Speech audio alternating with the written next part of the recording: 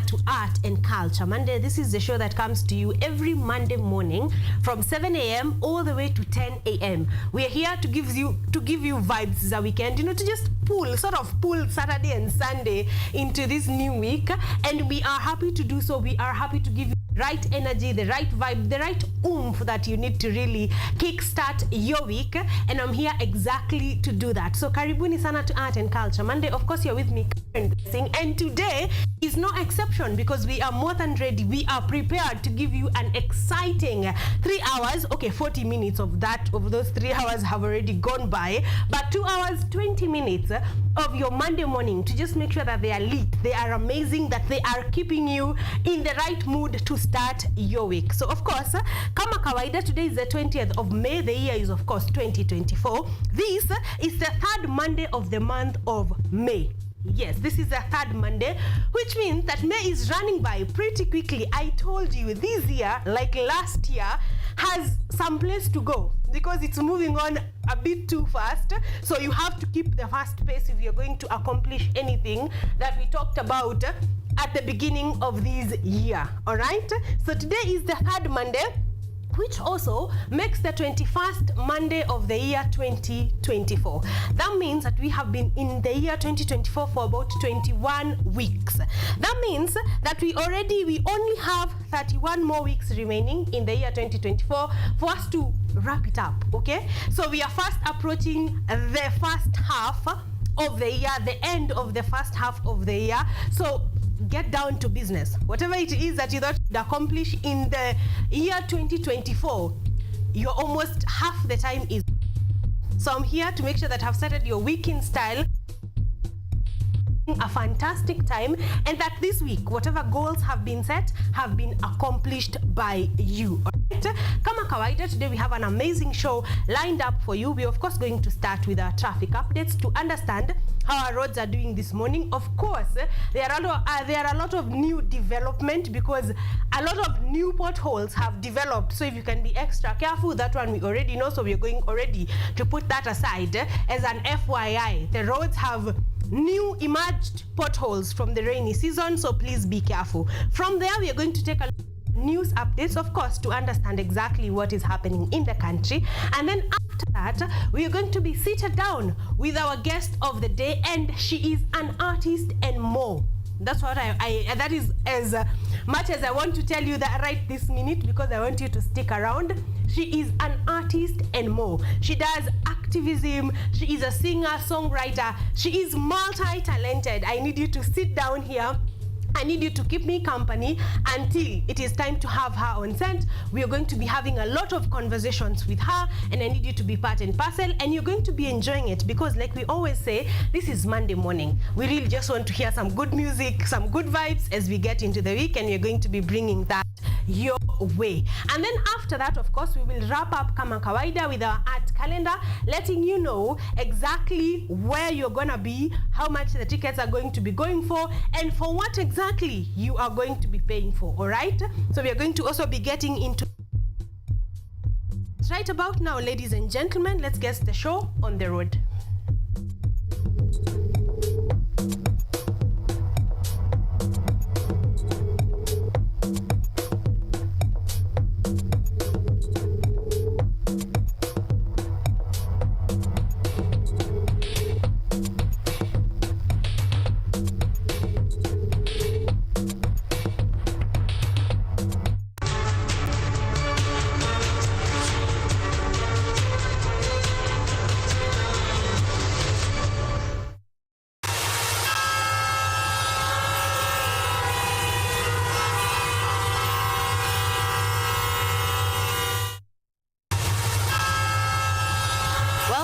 Welcome back, ladies and gentlemen. We want to take a look at our traffic updates this morning. Of course, we do that courtesy of Matri Route on X, so we are going to go there. But even before we do that, we are streaming live this morning on YouTube. All right, so you can run by there, leave a comment on the show that is streaming on KUTV Kenya, because ni hii ya Art and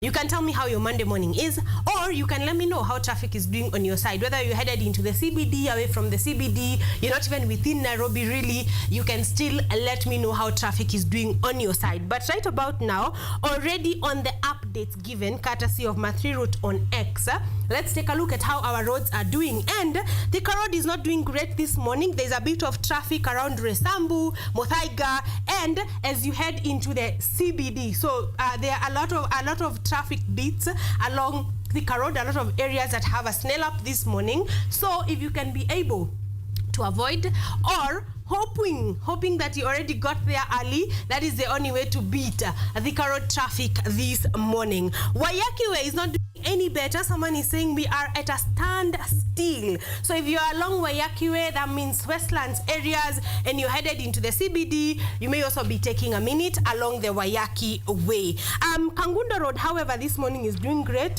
Kangundo Road all the way into the Eastern Bypass into Thika Road, that one is moving. So if you can use that as an alternative, please go ahead and do exactly that. All right.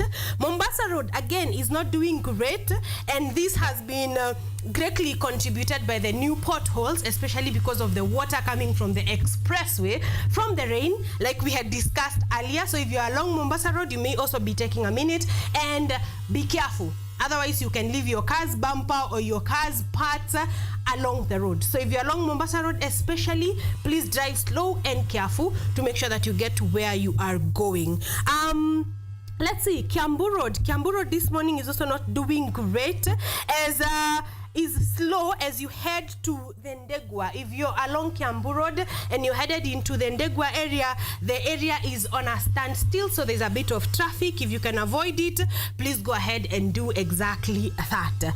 Someone is repeating on Thika Road, the thick traffic outbound on Thika Road past Resambu, headed into Githurai 45.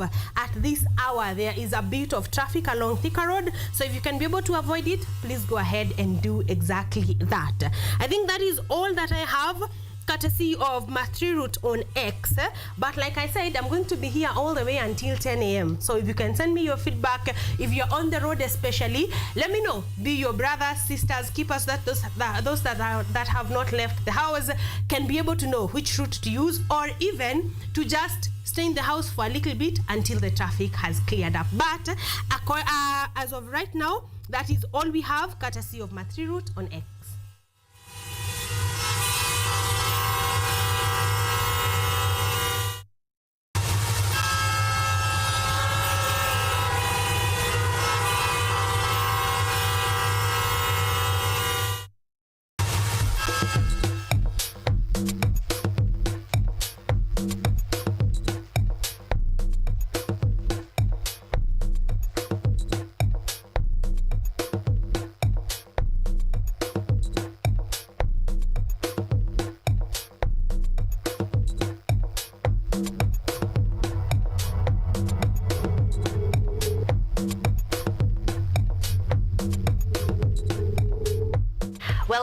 Welcome back, ladies and gentlemen. Like I said, today's Art and Culture Monday has been meticulously prepared for your entertainment and for your information, really, because we're going to be having a number of conversations. We already did our introduction, you know what we're expecting this morning. We have ran through our traffic updates, so you know how the roads are doing this morning. After that, like I said, we are headed on to our news updates. But before we do that, after this, we are going to be having our first guest of the day, and I told you that she is loaded. I like an artist with a touch, you know, with a touch of something more than just sing. So what do you sing about? So this specific guest of the day does her music greatly, really, and then also on the side does activism and artivism. All right, so we are going to have that conversation. I am already anticipating that it is going to be amazing. So we are going to be starting with that conversation, and then later on in the course of the show, we were looking at a master's student project. We had two students right here from Kenyatta University, from the School of Art and Design, and we were looking at their master's project. We already looked at one that was covering African hairstyles that have been turned into fabric designs. we did look at that last Monday and last Monday but one. And if you actually missed that specific interview, it's already on YouTube. So kimbia tu pale, scroll through KUTV Kenya and you will find it there under Rise Today, Art and Culture Monday. All right? So last Monday, we started the journey of the second student. Her name is Sachi, as you can see. And we were going through her project, and it was honestly, I told you it was thrilling, entertaining. I can't believe that this was just done for educational reasons, but I like that they're taking their art from class and into the business world and actually making it work in the business world, because Sachi specifically deals with sculptures. And not just sculptures made from materials that, you know, you find around, scrap metals, scrap glass that is just around laying anywhere, and she uses that to make up sculptures. That one definitely got me on a hold, and I hope that we can get to, you also can get to experience it. So we are going to be going through her project as well. So I need you to stick around to see what other master's students are doing. You know, if you have wanted to take your master's degree, this might be the push that you need. Sachi's work might just be the push that you need to get onto that master's degree. Of course, we all know that a master's degree has a lot of practice to it, practical classes and work to it. So in case you're planning on doing your master's, prepare, you know, to roll your sleeves and get the work done, because it's going to be a lot of practical work. So we're going to be taking a look at Sachi's work in a bit, but that is still in the course of the show. Like I told you, today we are loaded. We have things to do, things that you will enjoy. So I need you to stick around for that. But right about now, ladies and gentlemen, let us take a look at exactly what is happening in the country on our news making headlines.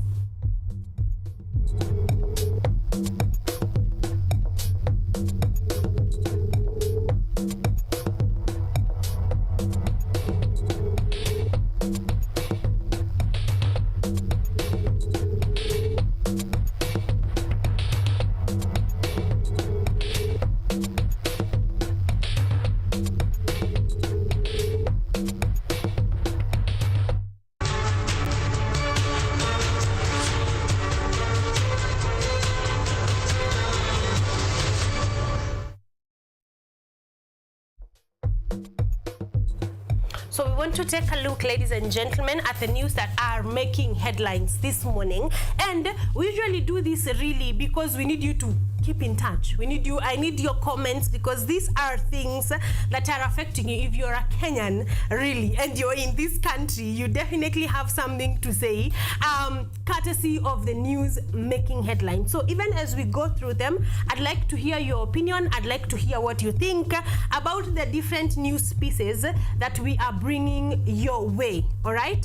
So I need you to keep sharp and let me know. Tell me that story, Karen, maybe this and this and this is going on, or I think this is going on. But that is practically why we bring you news on a Monday morning. And we are going to kickstart with the finance bill, where a day after the opposition leader slammed the finance bill 2024, President Ruto's aide Farouk Kibet has come out loud in defense of the bill. Farouk, in his statement, told off leaders who he claims are spreading false information on the tax bill 2024-2025 proposals. He further assured that the bill's proposals are the only strategies to be used by the government in restoring the country's economy. Take a look. President William Ruto's aide Farouk Kibet has called on leaders to stop spreading false information on the tax bill 2024-2025 proposals. Speaking at Chepsaita Tarbo constituency during a Thanksgiving service, Farouk said that the previous administration had taken loans without proper plans and that repayment method was affecting the economy. Sasa hivi vile ilivyo mambo ni ngumu. Na lazima tuseme maneno wasiwasi. Mambo itakuwa ngumu. Lakini pia na sisi tuelewe kwamba tulipata serikali kuwa na madeni, na hiyo deni lazima ilipwe, na haitalipwa tu kwa njia hivi, lazima iwe na mpango. Kuna wale watu wanaendeza propaganda ya mambo ya mkate, lakini ukweli wa mambo ni kwamba hata utaona pesa taxes ikiwekwa kwa pombe, Utashangaa labda kuna Mkristo anapiga kelele kwa nini taxes zinawekwa kwa pombe.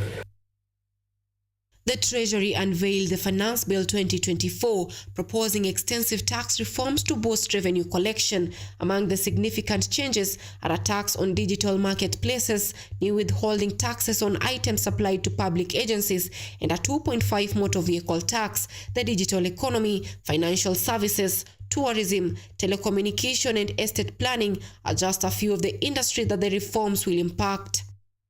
So itakuwa ni vizuri pia tumsaidie rais kwa maombi ili aweze kutafuta hizi pesa kwa njia ya haraka. Moja ya kati ya hizi vitu yote tunaongea juu yake ni kwamba Mungu atujalie mazao yetu ya mahindi iwe mema, ndio tuweze kupata biashara ya kuuza mahindi, ndio tuweze kuchumuka kwa kujenga nchi kwa kutoa ushuru bila kuumiza Wakenya wengine. The opposition leaders, on the other hand, had earlier on called on members of parliament to oppose the bill in their debate once they resume session. The leaders maintain that the budget is a burden to taxpayers.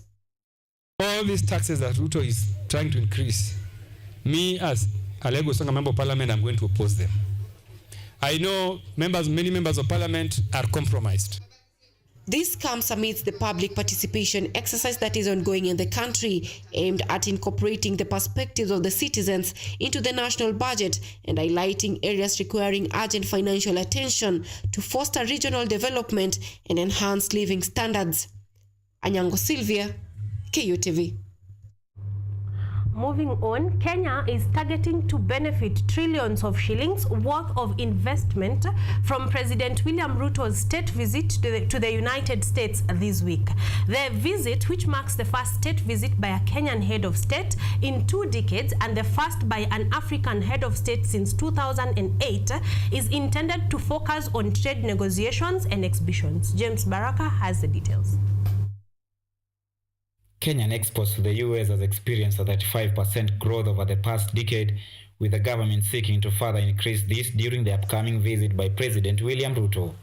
There has been an increase in investments by US tech companies in Kenya, and we'll see more, of course, as we head to the state visit, or as the president heads to the state visit. This include the companies, that is Microsoft, Google, Cisco, IBM, Kiosk, and Sun Culture, among others. According to the Ministry of Investment, Trade and Industry, Kenya plans to present proposals to American investors with the goal of securing deals worth 2.6 trillion Kenya shillings, with more than 30 viable projects from Kenya set for showcasing to attract potential investors.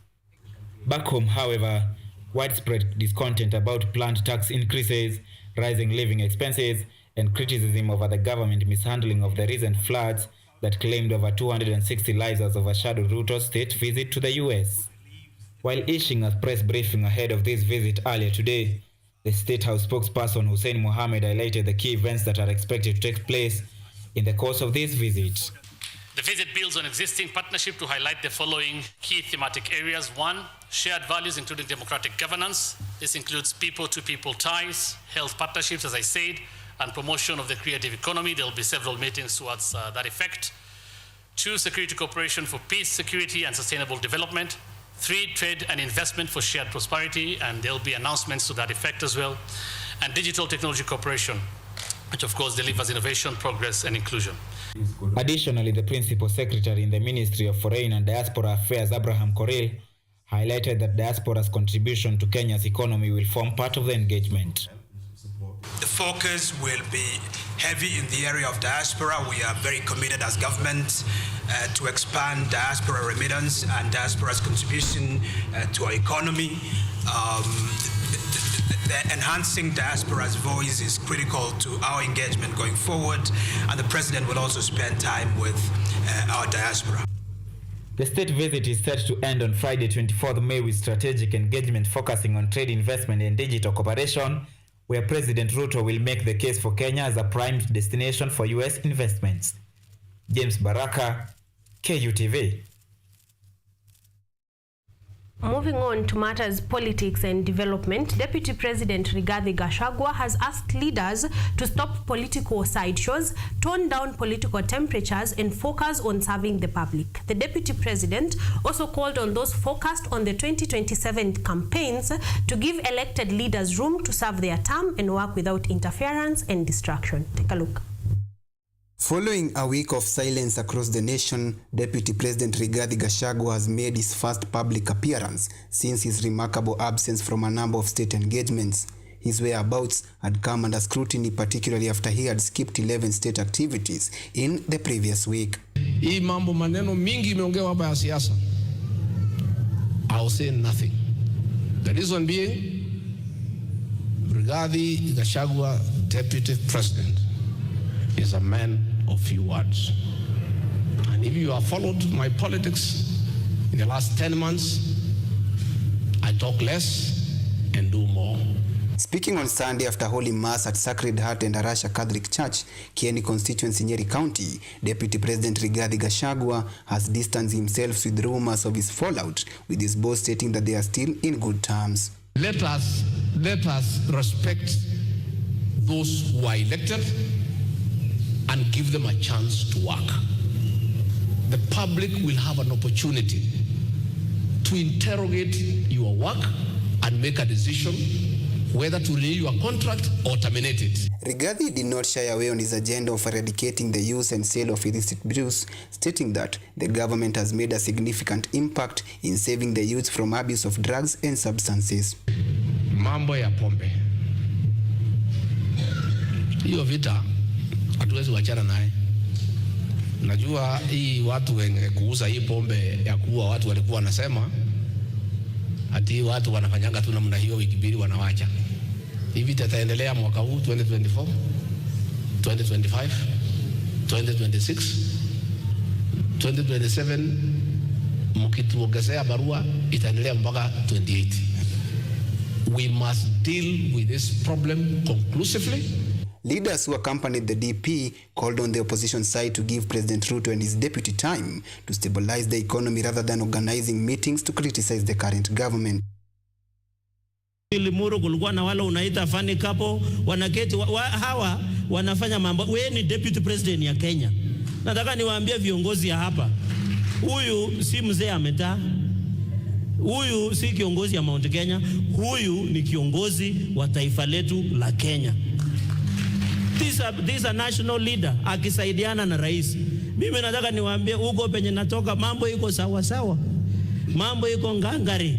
Sisi tuko nyuma ya rais na huyu ndugu yetu Rigathi Gachagua. Rigathi's visit to Mount Kenya comes after the opposition side, led by NARC Kenya leader Martha Karua, came out to criticize Ruto's government, particularly on the finance bill being proposed for the financial year starting June. Edward Nyamo, KUTV. Moving on to some more politics, political leaders from Ukambani region have been asked to avoid divisive politics in order to strengthen community solidarity and secure a space in the national administration level for development initiatives. Speaking yesterday after a confirmation mass, Machakos Catholic Diocese Bishop Norman Kingo Wambua encouraged UDA leaders and Wiper leaders to stop disunity, urging them to work as a team towards ensuring implementation of development projects that will help the community. Machakos County Deputy Governor Francis Mwangangi, on the other hand, called on the government to increase county capitation and funding to facilitate actualization of development projects that are of use to citizens.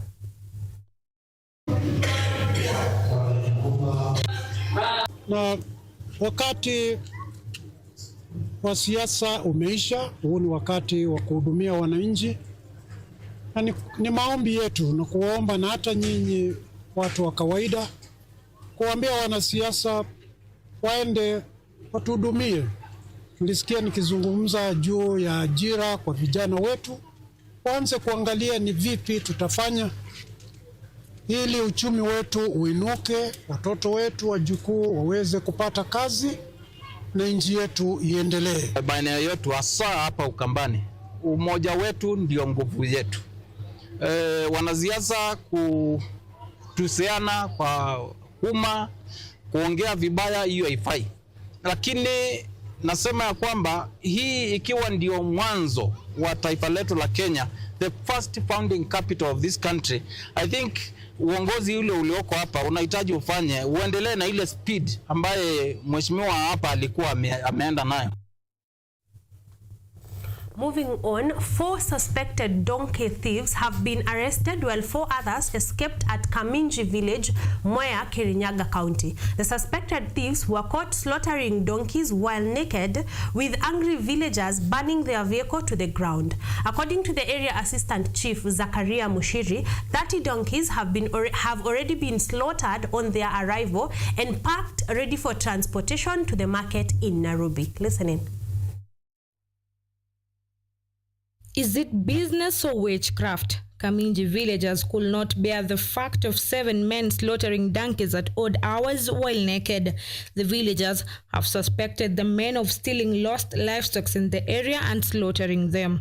Watu wamekasirika sana, wamechoma hii gari na sasa tunashindwa hii nyama ilikuwa inapeleka. This incident shocked and angered the residents who were forced to set on fire one of the cars that the suspects were using to load the donkey meat ready for transportation.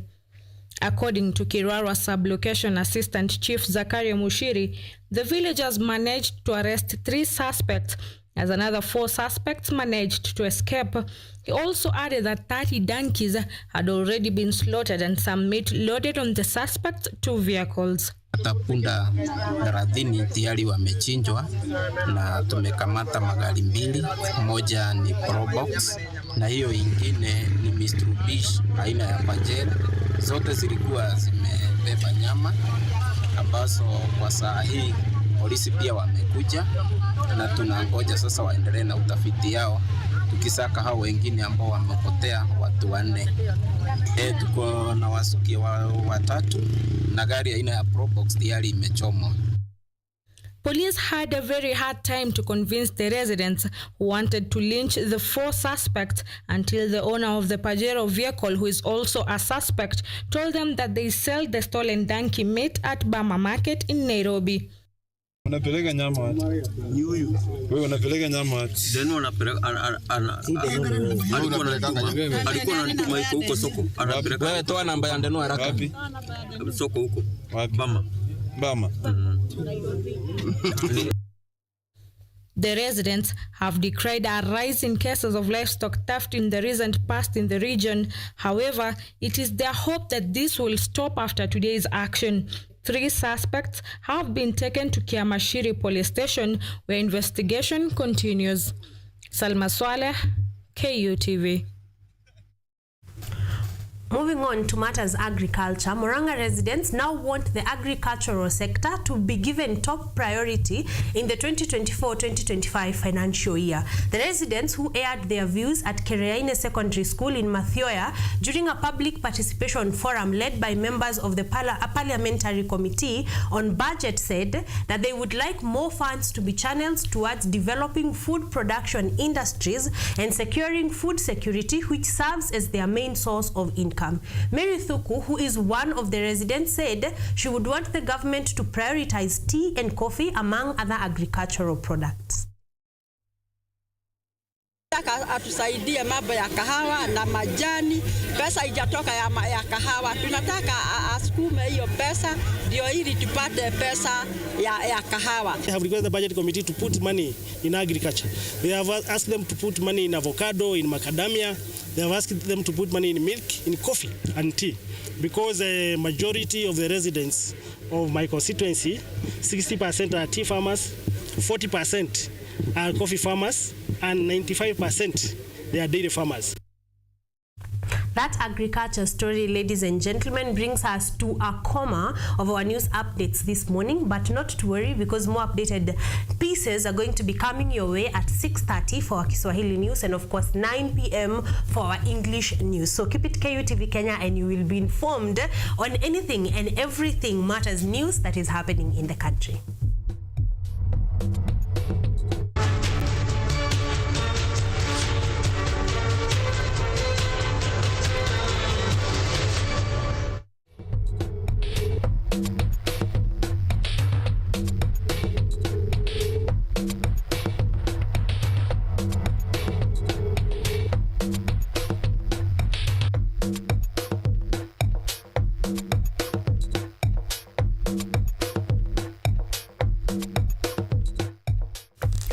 Ladies and gentlemen, we are at 10 minutes past 8 a.m. That means that we have officially entered our second hour, and we are doing great because in this hour, we are going to be having our main conversation of the day with an artist. Her name is actually Maina Maya, and I told you that she is more than just an artist. She does activism and artivism, and we are going to be understanding exactly what all that means. I just need you to stick around, and we are going to be going through that conversation.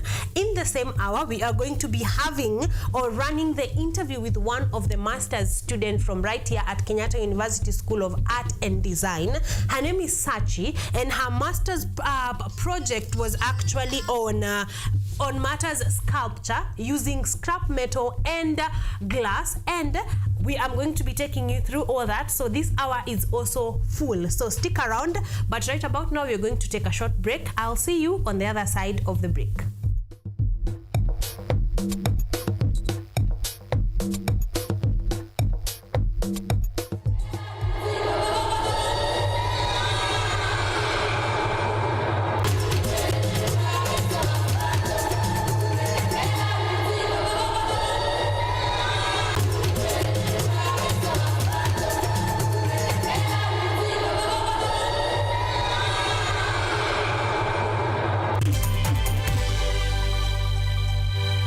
Are you an aspiring media practitioner, a graduate, or you just want to advance your skills in television production?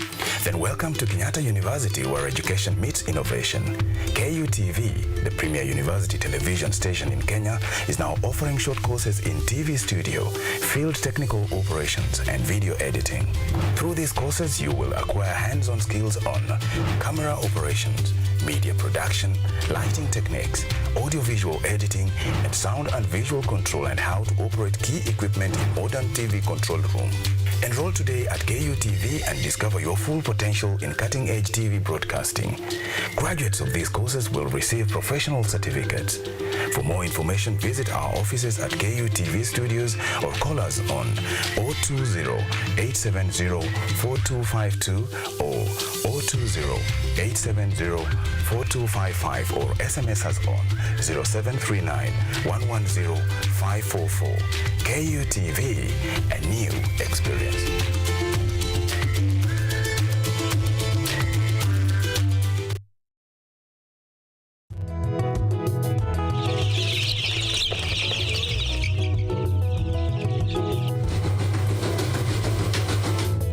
Ni kaunti maarufu kwa kuzalisha maziwa na ukuzaji wa majani chai. Pia, serikali ya kaunti inawahimiza wakulima kukumbatia mitindo mingine ya kilimo kuzidisha mapato. Kama kuna kikundi moja inafanya biashara ya kuuza kuku, hao pia tumewafadhili kuwafunza jinsi ya kuhandle zile kuku, kwa sababu wanaleta kwa wingi.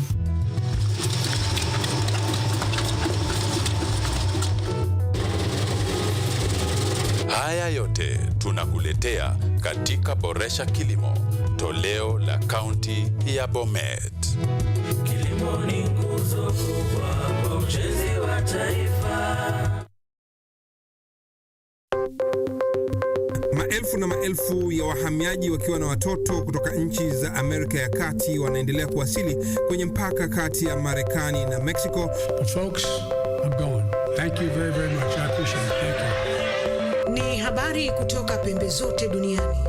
Pepo pasi vuguvugu, pepo pani idea. Tazidi ananyonya, hanyonyi vizuri, anakuwa hayuko comfortable. Jeshi la Jamhuri ya Kidemokrasia ya Kongo linapambana na waasi wa ADF.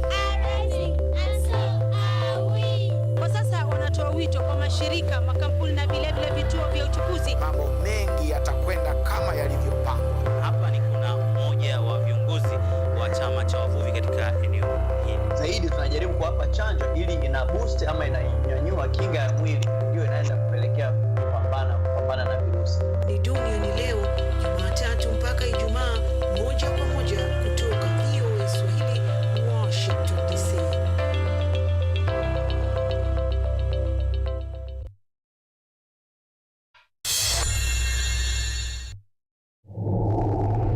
Is it your first time? Yeah, I'm kind of scared, but I can do this. Mess with me. Yeah, let's do this, man.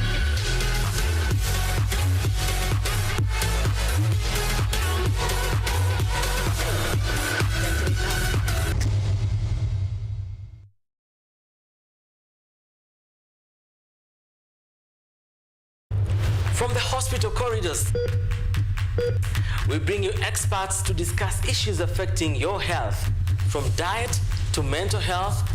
The familiar and the ignored are both put into perspective. We then dive into the environment and look at the effects of climate change and its solutions. Join me, Mutegi K. Martin, every Friday at 9 p.m. as we learn on how to better our health while taking care of our environment. Only on KUTV.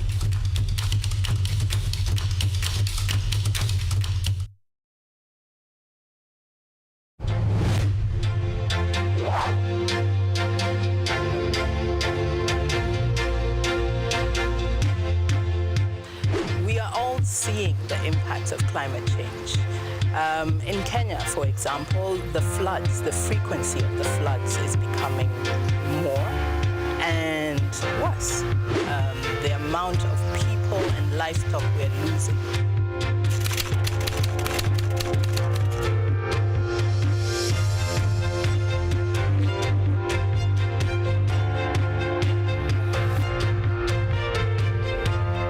The level we need to go is a level where the normal mwananchi and also the government stakeholders can uptake the solutions.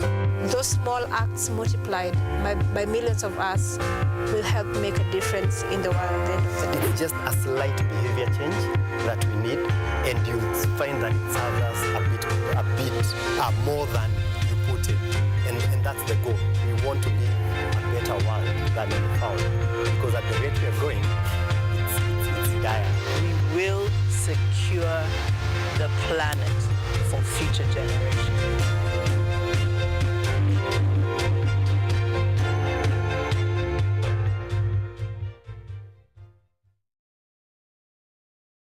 Are you an aspiring media practitioner, a graduate, or you just want to advance your skills in television production? Then welcome to Kenyatta University, where education meets innovation. KUTV, the premier university television station in Kenya, is now offering short courses in TV studio, field technical operations, and video editing. Through these courses, you will acquire hands-on skills on camera operations, media production, lighting techniques, audiovisual editing, and sound and visual control, and how to operate key equipment in modern TV control room. Enroll today at KUTV and discover your full potential in cutting-edge TV broadcasting. Graduates of these courses will receive professional certificates. For more information, visit our offices at KUTV Studios or call us on 020-870-4252 or 020-870-4255 or SMS us on 0739-110-544. KUTV, a new experience.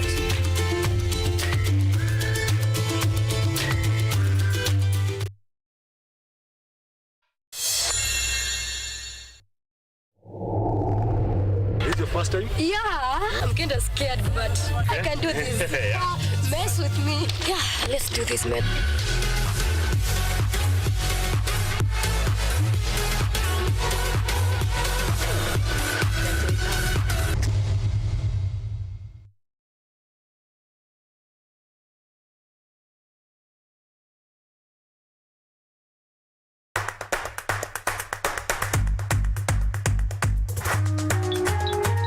What are some of the ways through which you can develop these skills so that you are comfortably fitting into the job? You have to put yourself in positions where you are uncomfortable in the sense that you're not clear about what to do. Because I used to work a corporate job before.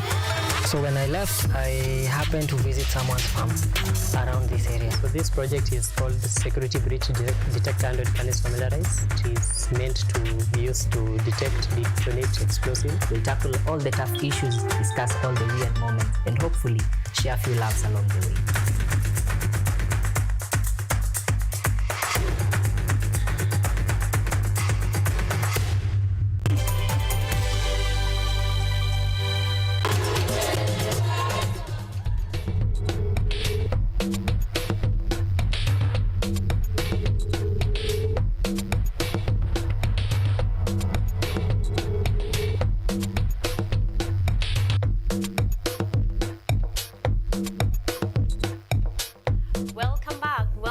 ladies and gentlemen. Thank you for keeping it Art and Culture Monday. My name is Karen Blessing, and of course, you're on KUTV Kenya.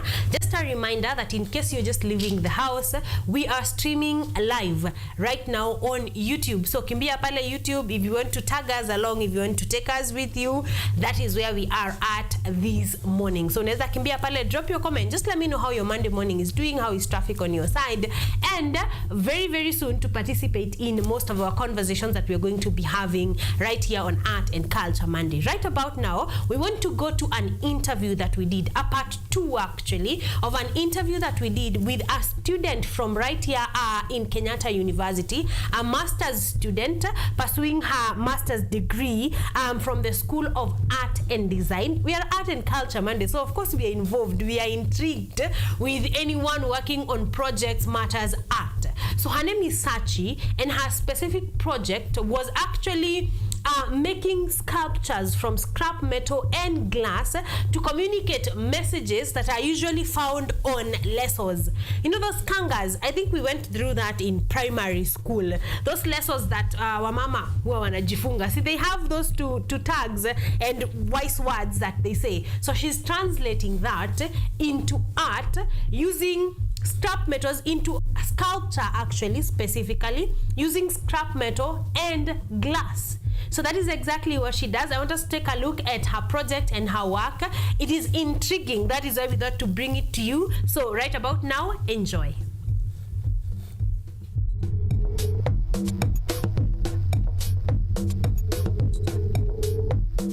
It would be very awkward if love was not in there, because that is the interactive factor every day. So you picked love, and in human forms, animals actually, and birds. You were able. That was also was that planned, the different forms? Yeah, it was really planned because I had to put it on a scale, like how many are going to be birds, how many are going to be insects, just to keep it interactive instead of being static on one area. Yes. So what was the inscription for the theme love? The inscription number 1 was this one, which is Kipenda Chongo Huita Kengeze, which is interpreted as love is blind. Yes. I decided to use a mother and 2 of her children feeding her young ones to show that love is blind, as much as the young ones are quite tender and they're quite young. They cannot fend for themselves. The mother is always there to fend for them. Exactly. That is where I put the inscription into. The inscription. Yes. Okay, and the next one? The one in the middle is a man and a woman embracing one another, and the theme was Kipendacho Moyo ni Dawa. It used to describe how the love of a partner, a man and a woman, can be also projected using the man and the woman. Exactly. Yes. And then finally, the final one was Ukipenda Penda Chako. It is also the mother-child love. Like your first love should be your own kind. Exactly. In your own blood. In so your own blood. That. Yes. Wow, that is amazing. Also, the sizes here are a bit smaller, except from the birds over there. Yes, that are. So does it mean, does a smaller piece take longer and a larger piece take? You know, what are the timelines depending on size? Okay, for the size, I came to realize that smaller pieces take quite some time. Because they are the delicate, intricate designs that need to be catered for. And like the big sculptures where the form are just joined, and then the textures and the details are not quite thorough like the small ones. Yes. So the small ones actually tend to take a lot of time. A bit longer. Yes. So then we did discuss the theme of love to completion, and once again you start from the sketches, the preliminary sketches, then the developed, and then maquettes. I'm seeing every one of them has its own maquette. Then we moved from love, and you decided to jump from love to grid. Okay, we had to look at a vice somehow in your work. And this one is exciting because I want to see the presentation of grid. So once again, the sketches were done. Then we started with the maquettes, and here you decided to use frogs, human forms, and birds once again. So let's start with the frogs. What was the inscription? For the inscription of the frog was Pupa Haliishi. Grid has no end. Yes. Just to describe how some of the individuals are so greedy as they are never satisfied with what they have. Yes. So I decided to use the frog to portray greed in that aspect. Eating everything, holding things on the right hand, the left hand. Yes. You mentioned before we started that was your most stubborn piece. It was the most stubborn piece. Yeah. What made it so? The thing that made it very stubborn was to get the correct forms, because I wanted it to be proportionate, and it was giving me challenges because I had to redo it twice. But after I got the gist of it, everything was smooth. Then it was done. Yes. So your froggy right there, served its purpose. And then the human forms. I want us to talk about these birds because I'm seeing forks there, I'm seeing spoons there, used as wings. I would not have thought of that, honestly. So, and I have seen other birds where you have not used spoons or forks, just other types of metal. So how did you come, upon forks and spoons and knives to just sort of form the birds? For the cutlery materials that I used them here, they were just for textural purposes and also variety to give the different feels of different sculptures. Where did you get these ones from? Because it cannot be from your mom's kitchen. I know. So I sourced my spoons and forks from the market and also from some of the junkyards where they have the pieces where you can collect the spoons and other materials. Yes. So for a sculpture artist like yourself, this means you need to know junkyards. Exactly. You need to know where you need to know where you can source materials from. Yes. And you also need to know a bit about recycling. Exactly. Yes. Ooh, because it seems like you went far and wide to source your materials. So that was it on grit, and we move on to something a bit more positive, Yes. So we move on to hard work, a lot of hard work. And so let's start from there. There is a bit of stained glass in these specific pieces, and I like that. So we are going to start from there. No, what was the inscription for hard work? The Kanga inscription. The Kanga inscriptions for hard work were 3. This one was achanikai kwenye mpini hafinja.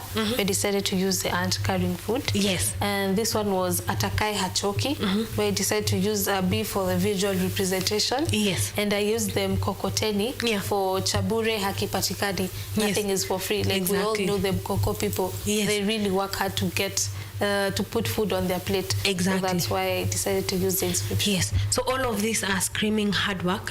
Tell me, where were you getting your ideas for the art pieces? Because I'm thinking, like, once you see them here, you think like it's the perfect thing you could have picked, but you were definitely picking them from very many other things. Yes. You're thinking bees, maybe not bees, something else. Like, how are you coming up with the ideas for your sculptures to match the inscriptions? So from selecting the inscriptions, that's when I started developing the ideas. And by developing the ideas meant that I really need to do quite an extensive research on how each theme will relate to the inscription, what will suit the inscription, and how does it describe the inscription. Exactly. So that's when I delved into the studying of insects and how they relate to the themes too.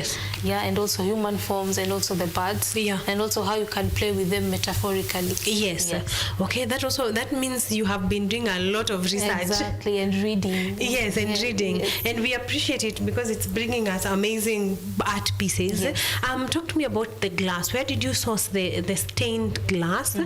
Because we know the metal, at least we have an idea of where you're getting it from. But how about the stained glass? For the stained glass, I sourced them from 3 places. One was from Karen Village, from Tony Mugo's studio. And then the other one was from Kitengela Glass. And then one was from Mr. Joseph Kiboy, who is also a glass artist. That's where I sourced my glasses from.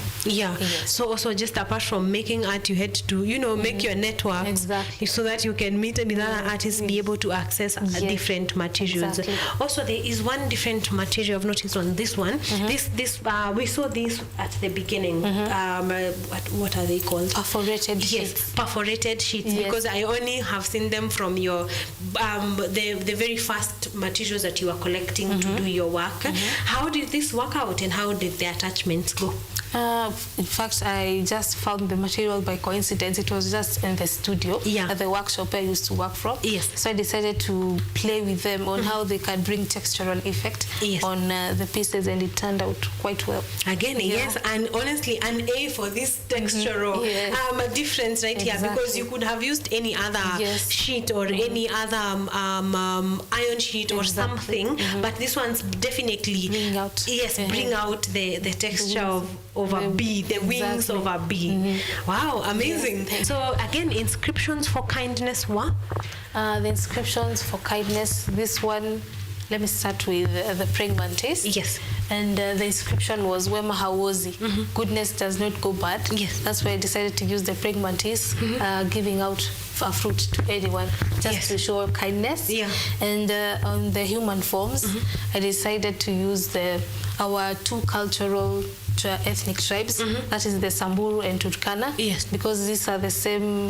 This is the same theme that I used on my coursework. Yes. So I decided to bring it out on my project. Yes. And the theme for this one was Adui angukapo mnyanyue. Lift your enemy when they fall down. Yes. Just to portray kindness using the human forms. And for the bird, I decided to use Nilete maua ningali hai. Bring me flowers while I'm still alive. Yes. It also delves into our way, or as human beings, where we should give each other flowers when they're still alive, not when they're dead. Yes. So we need to be kind and good to others right now. Exactly. Yeah. Wow. And what a way, what a way to bring that to life. I want to use this juncture to talk about the enlarging of the pieces that you have said. That would definitely require some more material. Where would you like your enlarged pieces, for example, to be at, and why? I would love them to be at very interactive spaces, not very confined spaces, and that is the public spaces within the country. It can be anywhere. And with that, I need to do further research on where they can be placed, so that everyone can interact with it, be it children, be it old people, be it any age group, can interact with the pieces. They can be able to interact with the pieces. Why did you pick caution as a theme? I decided to use caution as a theme because it's also a social, what can I say? It's something that we also need to practice as human beings.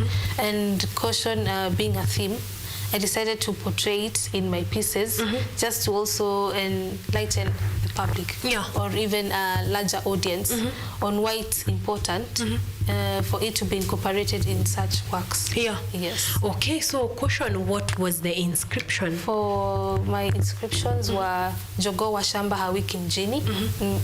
Direct interpretation is know your place. So I decided to use two roosters, two jogoos, where one is dominant and the other one is subdued. Just to show your place. Like when you go to a certain space, you don't need to be very gallivant. You need to be humble and know your environment. For the before we go on to the next one, the misumari used on the nails. Yes, the nails used on the rooster. Okay, I know it was your idea, but how did you land there? Because even the arrangement of them, because nails usually by nature are very straight, but the way you have put them, it almost seems like the mabawa, the ones on the rooster's neck. That was, how did you pick up on that? So I first collected different materials, and now from there, that's when you know where it will suit the certain spaces. So I decided to use the roofing nails because it has some textural effects of how the feathers of the rooster look like. And now I decided to bend them as much as they are straight. I removed the cap because they normally have a cap. Remove them, carve them, and then try to make them form a certain pattern of the feathers. I think that was very creative. Just even the look of it, you look at it and look, those can be nails, then turns out they're actually nails. All right, the next piece? The next piece was the dung beetle. And this one is Mwana wa mbuzi ufagia lalapo. It's a cautionary message just to know how to be cautious of your environment. You need to clean your environment. You need to look out for your environment. Such as the dung beetles, how they care for their homes and their environment. That is how we need to be as human beings. Let's start from there. What was the message for the inscription for the tortoise was aendaye pole pole hana budi afike.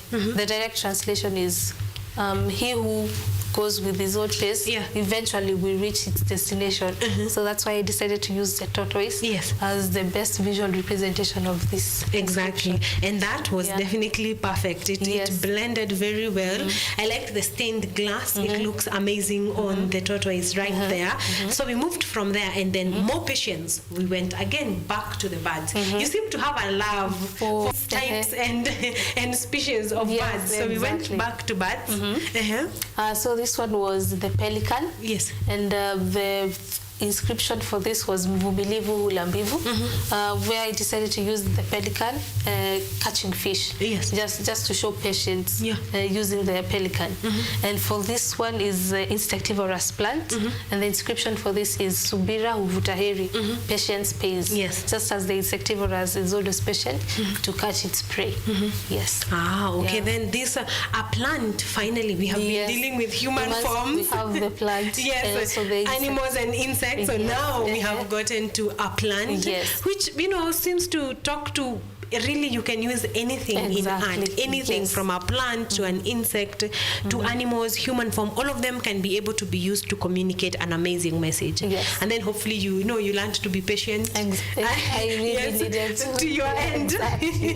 Now you're working on the very last one. Yes. How are you feeling at this point? I was feeling quite excited because it was the closure of some very tedious, long learning experience and quite a tough journey. But now when it comes to the end, now you also have the gist of now finishing it with style. Exactly. Yes. So you started finishing with style. And we started with chameleons. So the universe, what are the chameleons teaching us here? The chameleons here is teaching us that ulimwengu hauna siri.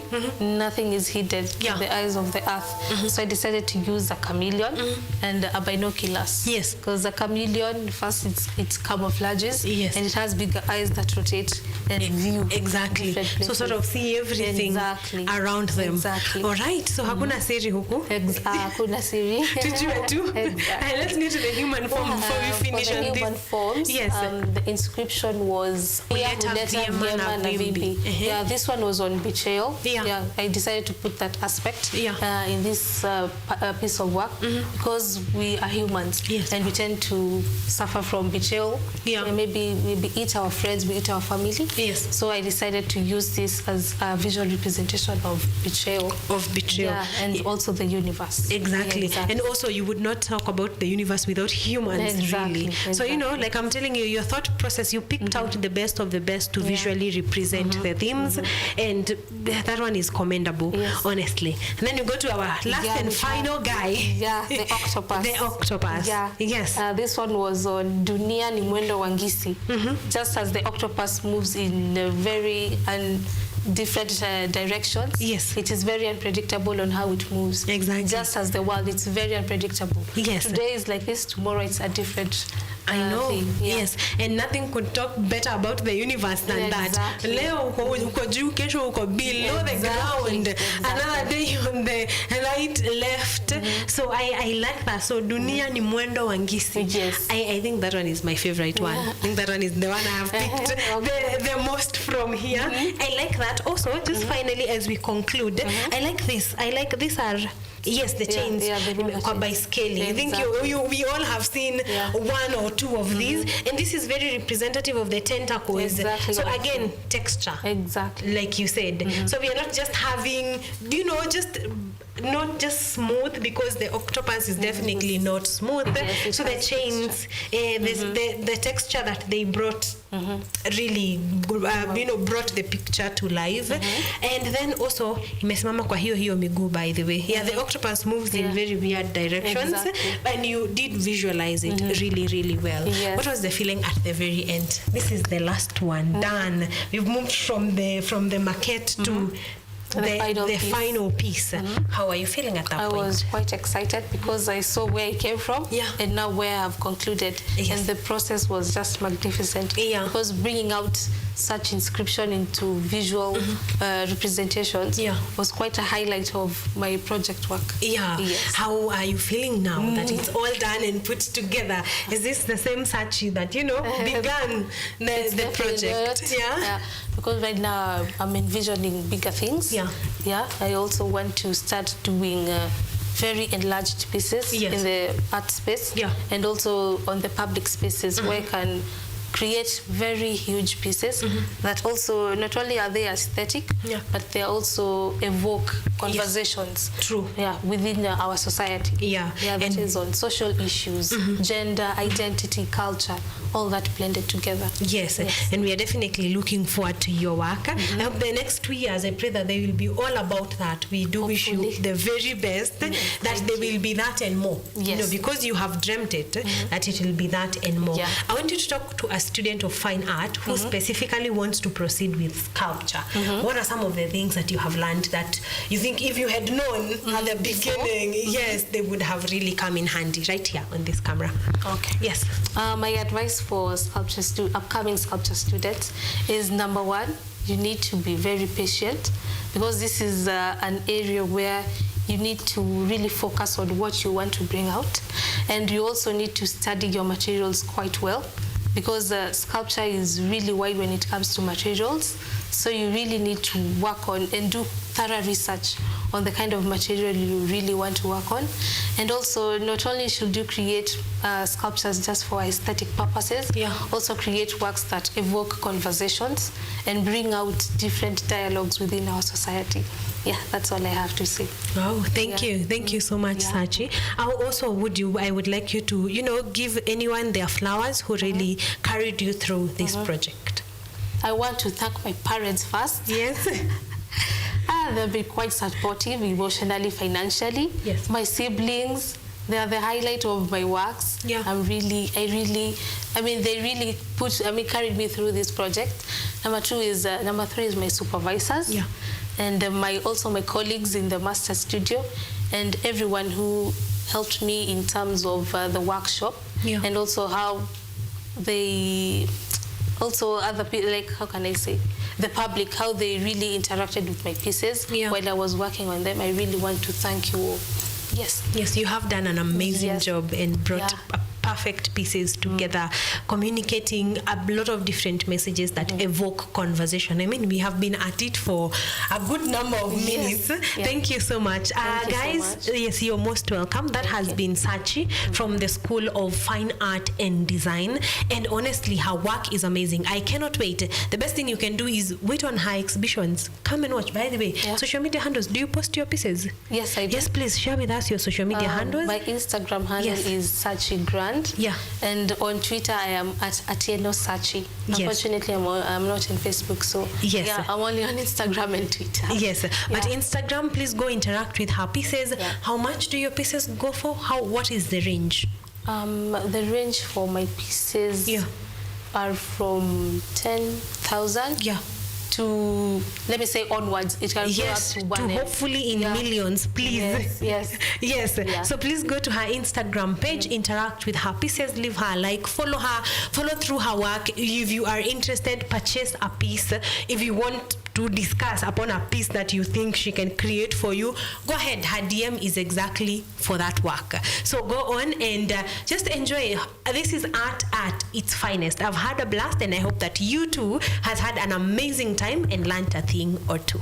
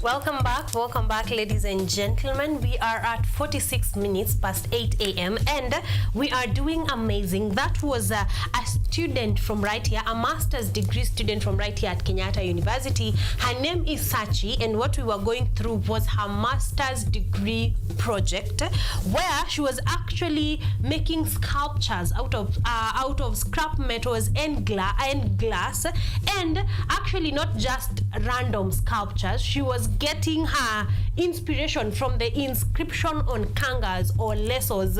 If you have seen one, they all have an inscription. So she was picking from there, picking on love, on humility, on kindness, and she was picking those inscriptions and translating them into sculptures of art. If you ask me, that is a brilliant idea. And actually her goal and vision is to be able to do art in a big manner, to do bigger sculptures in public areas, in public exhibitions, and she actually wants to follow that dream and do exactly that. That means, and that is a drop in the ocean of the art industry and what artists are able to put together and be able to do. Just imagine if this is a student, what is the teacher or what is an artist already established doing in this country? Don't even go past the walls of Kenya. Just within, there are a lot of artists that are doing amazing work, from sculptures. And of course, our last interview on her colleague, her name was Zilpa, and Zilpa was working on collagens or fabric collagens, and she was taking the patterns of ancient African hairstyles. You know the way we say our culture is rich? She made me feel it's rich, honestly, because she was picking out hairstyles, ancient hairstyles from different countries in Africa, and then transforming those patterns into fabric patterns and then printing them on fabric. So in short, it's like she was coming up, not actually, like she was coming up with her own patterns of vitenges, from her own patterns that have been derived from ancient African hairstyles, from different cultures and from different communities and countries in Africa. Again, like I told you, these are brains like you cannot afford. Their ideas are brilliant, and both of these interviews are actually going to be on our YouTube channel at KUTV Kenya. The playlist on Rise Today, Art and Culture Monday, they are going to be there. All right, so I need you to go there in case you missed them, or in case you've just watched half of Sachi's interview, or you caught half of Zilpa's interview. You can catch them on YouTube right about now. Just look for KUTV Kenya, Arise Today, Art and Culture Monday, and you'll find the full interview there. You're going to learn, you're going to enjoy, you're going to be picking a few things about the art that is happening in this country. And while you're at it, I hope that you're inspired to attend art exhibitions and go to art galleries and just see. In this country, by the way, you don't even need to go far in this country and see the kind of art pieces that artists from right here are coming up with. And if you can be able to purchase a unique piece, go ahead and do so, because you're assured the piece that you get is one of a kind. You'll not find it anywhere else in the world. So if you can be able to manage purchase an art piece, you will really be part and parcel of the art industry in Kenya, which is growing very rapidly. All right, if you can't, put it on your bucket list. Najua 2024 bado haijaisha, hata hatujafika nusu bado. You know, we are headed on the halfway mark.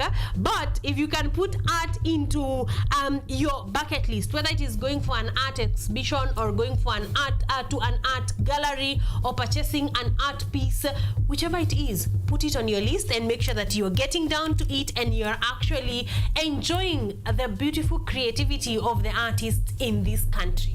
So if you can do me that favor, you will have done me a solid, and you will have done the entire art industry really in this country a solid. All right, so go check out Zilpa and Sachi's work on our YouTube channel. Once again, KUTV Kenya, Rise Today, Art and Culture Monday. You will find both of those interviews there, and they might even inspire you, like I said, to go on and get your master's degree, especially if it has anything to do with art and design. it may be the motivation that you have been needing. All right. Yes, that being said, we are moving on. We're almost wrapping up the second hour, so we want to go on a short break. We still have much coming your way, so stick around. I need you to stick around for me. But right about now, we're going for a break. I'll see you on the other side of the break.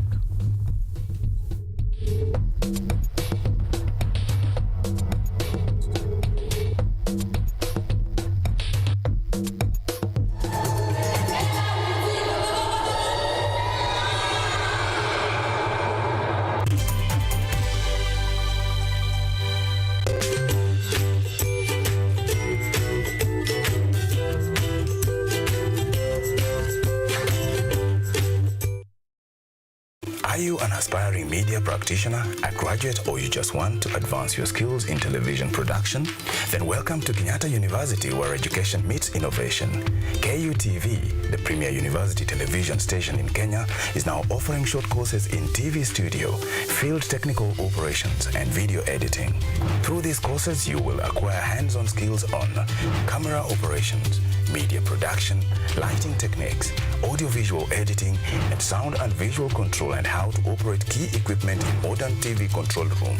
Enroll today at KUTV and discover your full potential in cutting-edge TV broadcasting. Graduates of these courses will receive professional certificates. For more information, visit our offices at KUTV Studios or call us on 020-870-4252 or 020-870-4255 or SMS us on 0739-110-544. KUTV, a new experience.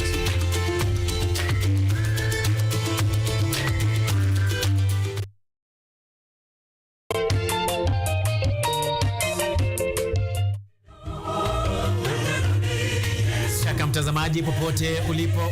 Technology, science, innovation, ICT and research.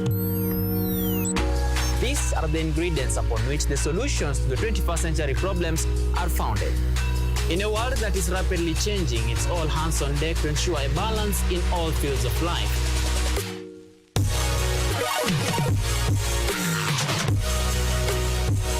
Women, young and old, are also in the front line, breaking the glass ceiling, becoming thought leaders in the larger tech space.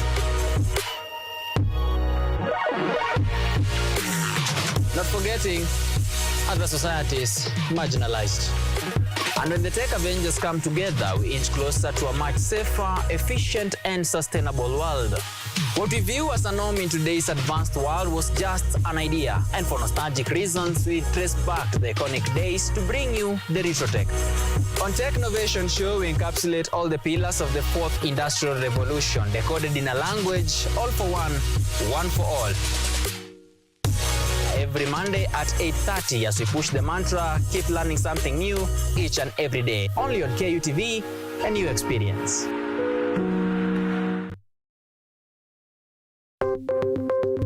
Maelfu na maelfu ya wahamiaji wakiwa na watoto kutoka nchi za Amerika ya Kati wanaendelea kuwasili kwenye mpaka kati ya Marekani na Mexico.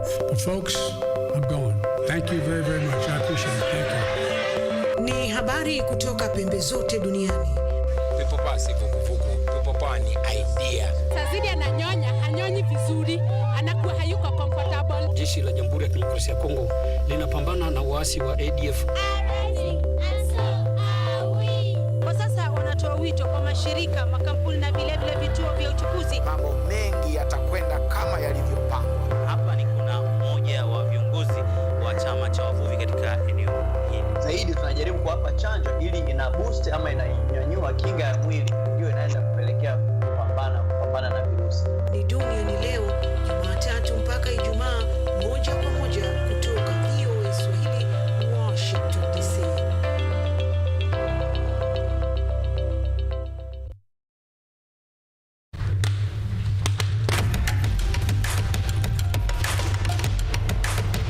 Access to knowledge, solution to unanswered questions.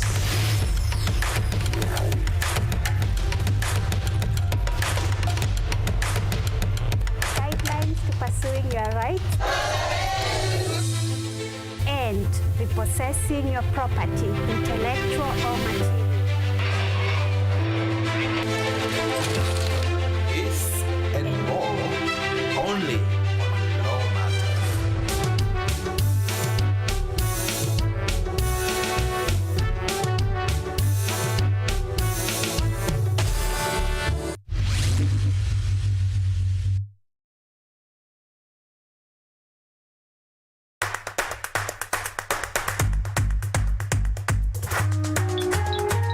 What are some of the ways through which you can develop these skills so that you are comfortably fitting into the job? You have to put yourself in positions where you are uncomfortable. Uncomfortable in the sense that you are not clear about what to do.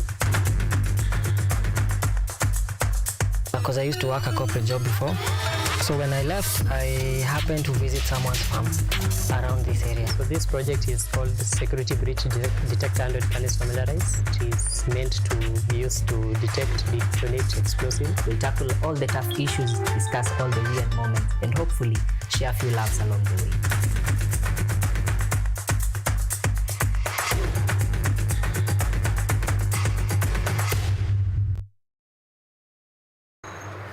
They are powerful and influential. They make decisions in politics, education, finance, agriculture, health, sports, and all aspects of human life. But the impact of their decisions falls on you, the common citizen. KUTV Primetime News Thursday. We ask bold questions and pursue answers to the core to bring you closer to the story. We couldn't have it any other way. Join me, Auma Evans, as I raise matters of social concern to raise your voice from the background to the foreground. Every Thursday and Saturday at 9 p.m. only on KUTV.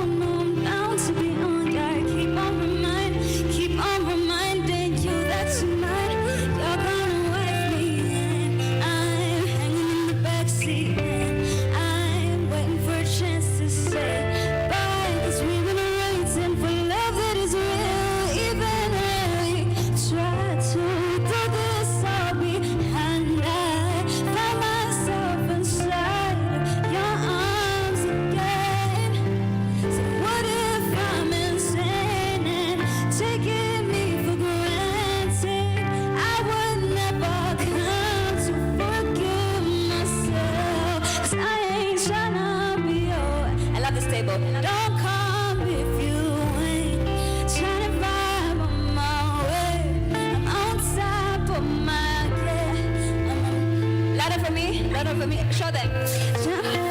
If you ain't trying to vibe on my way, on top of my, one more time, 'cause I ain't trying to be trying to vibe on my way, on top, I'm on top of my way.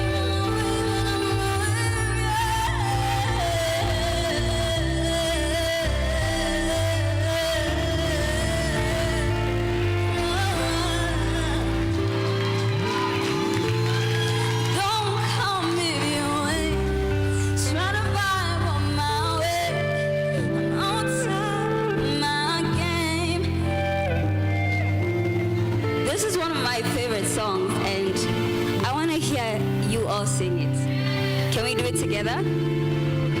It says, I'm not trying to be your ex, so don't call me if you ain't trying to vibe on my wave, all right? What? What did you say?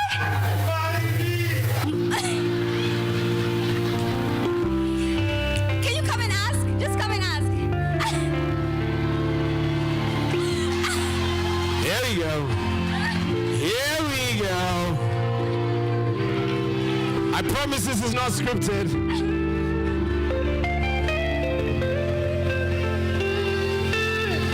Hey.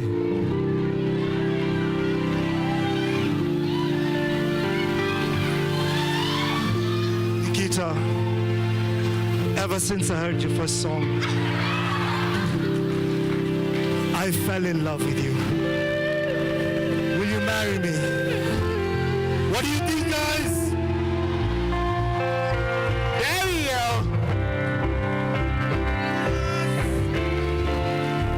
Listen, what? 'Cause I ain't trying to be your ex, so don't call me if you ain't trying to vibe on my way. I'm on top of my game. I'm on my way, yeah. So don't call me if you ain't trying to vibe on my way. I'm on top of my game. I'm on my way, yeah.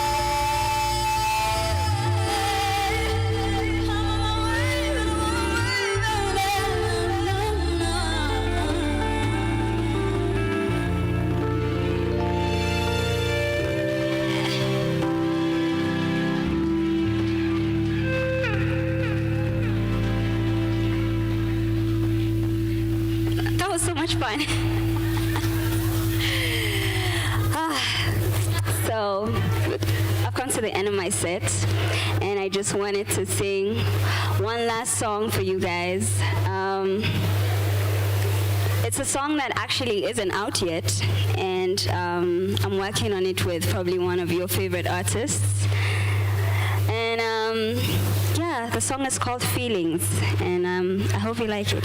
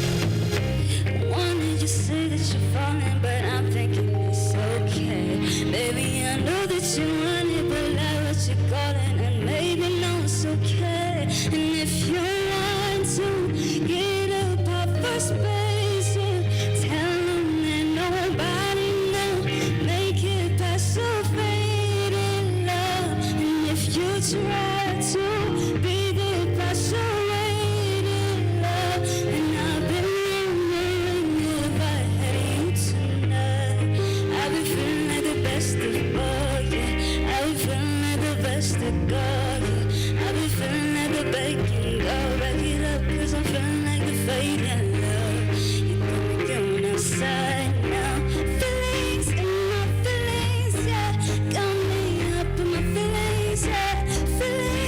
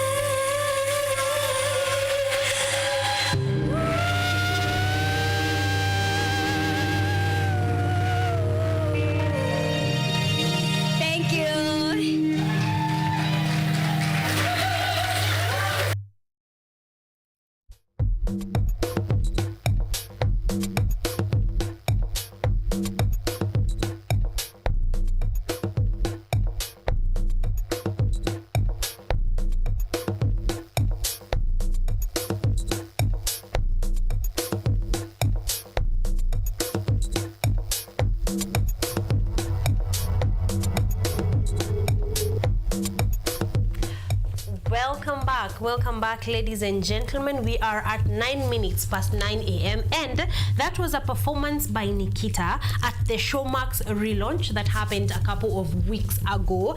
And we actually talked about it at length last Monday, and I hope that you tuned in last Tuesday with Richard Okenye just to go through all the interviews and everything to expect from the now relaunched new Showmax. Remember, they were doing a relaunch because they had new shows. They had other shows, old shows that had new seasons, and really just a lot of entertainment in there. So one, if you're looking for local and African in general content, sort of content right now, like current content that is coming both from here right in our country and as well as the rest of Africa, Showmax is where you really should be. If you're going to be watching Premier League next season, of course, because this one is kaput, especially if you're an Arsenal fan, Showmax, they're also going to be showcasing a lot of that. So please go ahead and do exactly that. And talking about Premier League, of course, a big congratulations to Manchester City and Manchester City fans. Sijui kama wako ama hawako. They're usually 1 out of 10. But a big congratulations to you for, for winning the Premier League once again. Poleni sana fans. So Arsenal, I know we are not. By the way, tumeacha. We just we are looking forward to the next season. So we are not even going to talk to you much. But poleni sana. But there's a piece of news of concern that emerged jana amidst all of the celebration and all of the tears. There was a bit of conversation on a young gentleman that actually committed suicide because Arsenal did not win. Now, if Arteta, let's start from there, is alive, why would you take your own life because of such? Sometimes I think we lose the touch of reality when it comes to such things, and mostly because of mental health issues. Remember, in the month of May, we were talking about mental health in general, because really you cannot convince me that a healthy person, a healthy young person with food on the table, this is not even about food, who is healthy, would actually opt for suicide because Arsenal did not win the Premier League. That there has to be, we have to give our life more meaning than that. Surely the entire team is alive and kicking, and in fact planning the next game. And that cannot be the cost of your life. That would be so cheap. And I think that is not the source of the entire conversation. But I know we have great football fanatics, but first and foremost, can we remember that this is happening in England? Can we just draw the line? Know that it is okay for football fanatics. I am one by association, really. But if you are, we need to draw a line. First and foremost, we need to draw a line that this is happening in England. This is entertainment. This is purely for entertainment purposes. Number two, we really need to take care of our mental health. We really need to take care of our mental health so that such things are not confused with reality. I don't think there's a place that is full of banters than football. You will be told something that can keep you in bed for a week, but we need to draw the line. Arsenal fans, I know they can hear me right now. I hope that none of you really, one case is enough, that none of you is planning on such missions, and that we are taking care of because for football to mean your life to you, something is definitely wrong. Your life needs to mean much more than which team you support.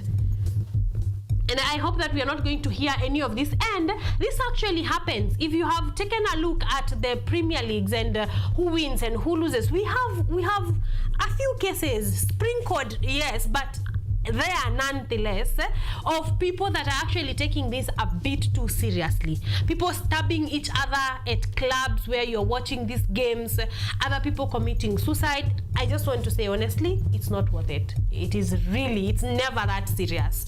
Okay? But we have said the key, because if you are equating your life to a football game, there's already a mental health issue there. So we need to let's start from the root and just say, let's take care of our mental health. We were having that conversation here last week, and we said organizations like Mentor 360 are people that are able to connect you to professionals. So whether you need to see a psychologist or a psychiatrist, really, the number was 0712 360 360.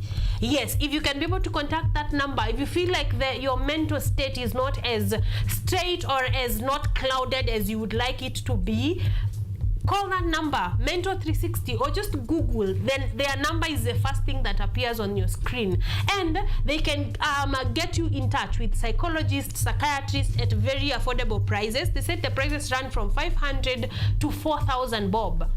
I would think that your mental health is worth much more than that. So if you can be able to get in touch with such organizations, or even talk to a friend, or even just keep tabs with people around you, with your friends, with your family, and see that they are doing well. All right? And football is never that serious. Next season, we're still going to be here and still vouching for Arsenal. Imagine. So, yeah, so it's really never that serious. Let's take care. But a big congratulations to Manchester City for winning the Premier League this year, and also winning for the last 4 years. We cannot. We can't. Pep, we are grateful. We are grateful for your, congratulations to all of you, really. Congratulations to the work that you've put together. Congratulations to hard work and to consistency. And congratulations to Manchester City. All right? Let's move on to our art calendar, because now hakuna Premier League. Premier League is coming back in August. Is it August? Yeah, now you have some free time, which means that you can be able to attend our art calendar event, because most of them happen mostly when these games are going on. You know, so let us get on to our art calendar to tell you where you will be, when, and the tickets. And we are starting with Runway Kenya 2024.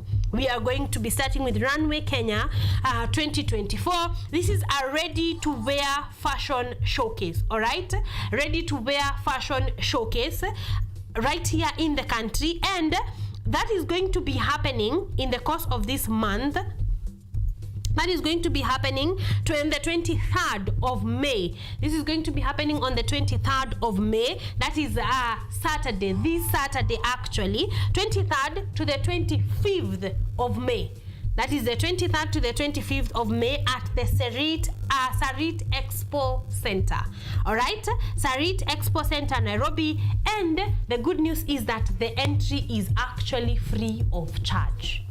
All right, so if you can be able to attend Runway Kenya 2024, you'll have done yourself. If you're a fashion fanatic, if you are a fashion lover, a runway lover, this might be the event that you need to attend. All right, moving on. Joshua Poet is having a because you Kenyans forget. Actually, Joshua Poet is here to remind you, featuring Mora, Kusha, Tracy. This is going to be happening on the 1st of June. This will be a Saturday, the 1st of June, and the tickets are going to be going for 449 for people who have been called the worms. They are worms and butterflies. So if you have not yet transitioned, the worms are going to be paying 449 bob, and the butterflies are going to be paying 599 Kenya shillings.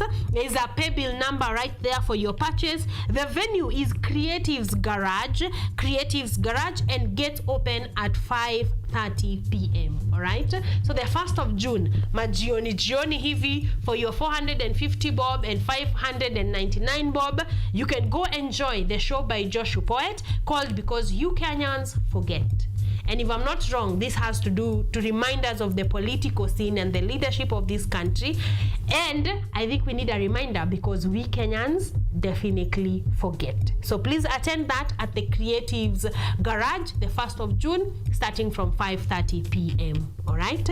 And on our last item on our art calendar, is the East Africa Poetic Hour. The East Africa Poetic Hour has been brought to us by Talent Industry Limited. This is the East Africa Poetic Hour battle, and it is going to be going down in Kisumu, Kenya, Kisumu Dala, on the 23rd to the 25th of May. Once again, the theme for this year's East Africa Poetic Hour battle is unlocking economic opportunities through poetic expressions. Unlocking economic opportunities through poetic expressions. And I think we all need this, because every poet and every artist really needs to get bread and butter from their art. So if you can be able to attend, the tickets are available at dalatickets.com. all right, dalatickets.com, from the 23rd to the 25th of May. That is East Africa Poetic Hour battle that is going to be going down in Kisumu, Kenya. All right, that is it. Matters of our art calendar. You are going to be attending. Get your tickets. Some of these, like the Runway Kenya 2024, has free tickets, so you can free entry rather, so you have no excuse. And like I said, Premier League imeisha, so I know your Friday afternoons, your Saturday evenings, your Sunday evenings are free, and that is when most of these art events usually go down. So if you can get your tickets, go ahead and do exactly that. And if it's free entry, get your team, rally your team, go have a nice time and just actually enjoy. All right, we are going back to Showmats. Yes, we are going back to the relaunch of Showmats in just a bit.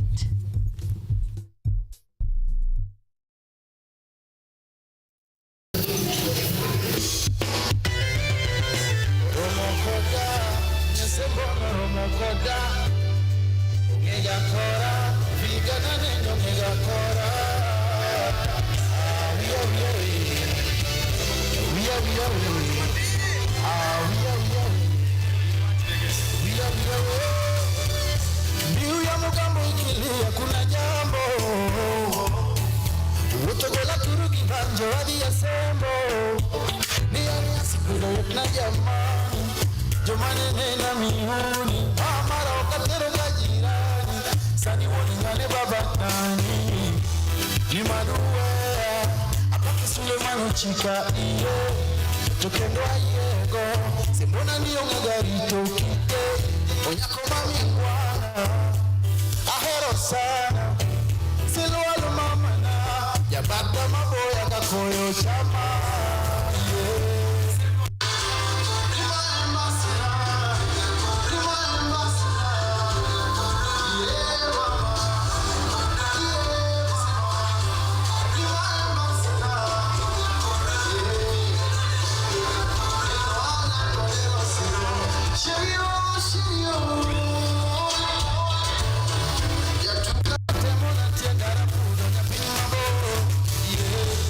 Mami,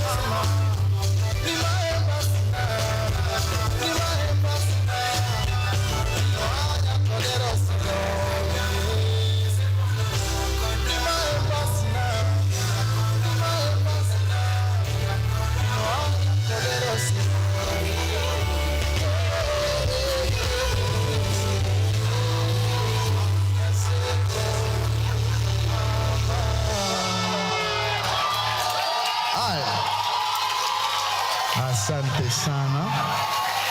Kwa wale wenye hawaelewi French, mbasna inamaanisha wewe ni size yangu. So kama umekaa kando ya mrembo na unataka kurusha riz na unaogopa uanze vipi, mwambie tu wewe ni mbasna. Niambie kama amekataa kuja, uniambie mimi niende tena nimwambie. Alright. Sasa tuende kwa rumba kidogo. Sheriki mula mimi nakufa, aninya jomoko mami toyo fonde na. Alright, nejinipe.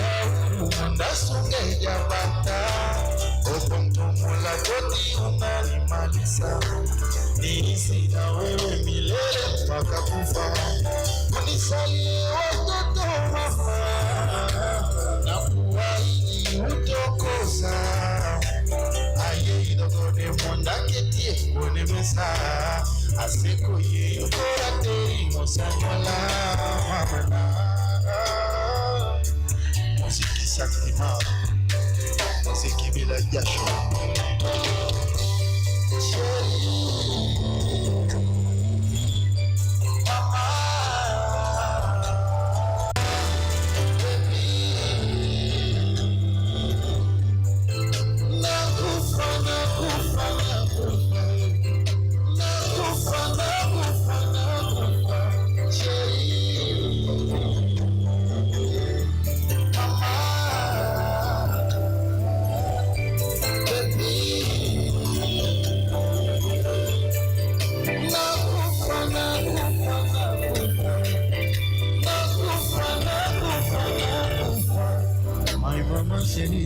Usiniache nitakufa, kila unaponipigia simu lazima nitakuja.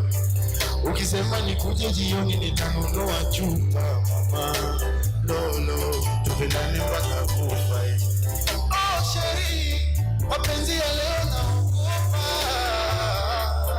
kwanza warembo wangolofa wameweka mitego kwenye mabaa kulo, ila ukinitega sitokata. Nitakopa, nitachanga, nitalima, nitaiba. Oh, oh, oh, oh. Tupendane mpaka kufa. Bila pressure.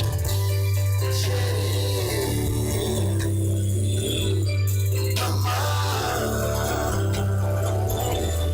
baby.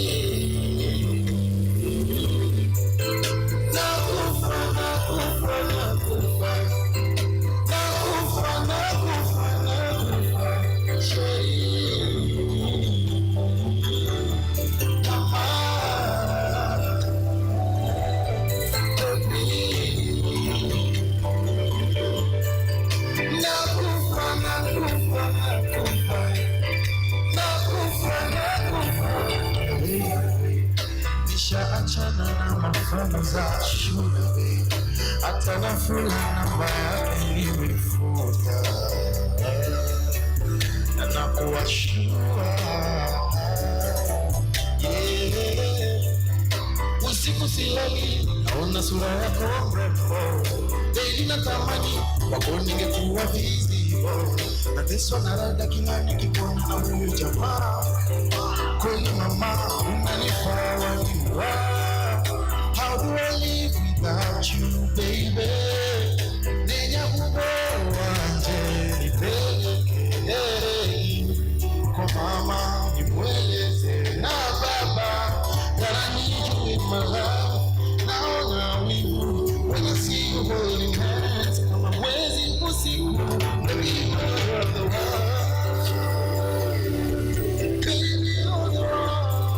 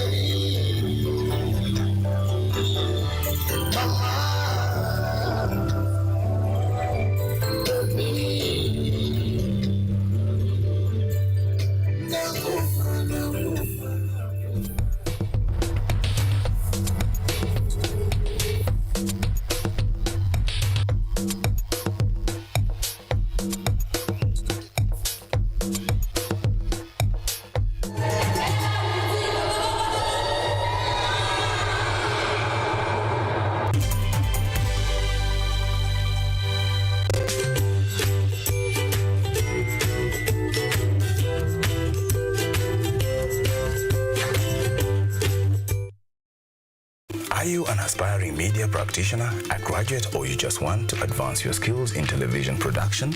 Then welcome to Kenyatta University, where education meets innovation. KUTV, the premier university television station in Kenya, is now offering short courses in TV studio, field technical operations, and video editing. Through these courses, you will acquire hands-on skills on camera operations, media production, lighting techniques, audiovisual editing, and sound and visual control, and how to operate key equipment in modern TV control room. Enroll today at KUTV and discover your full potential in cutting-edge TV broadcasting. Graduates of these courses will receive professional certificates. For more information, visit our offices at KUTV Studios or call us on 020-870-4252 or 020-870-4255 or SMS us on 0739-110-544. KUTV, a new experience.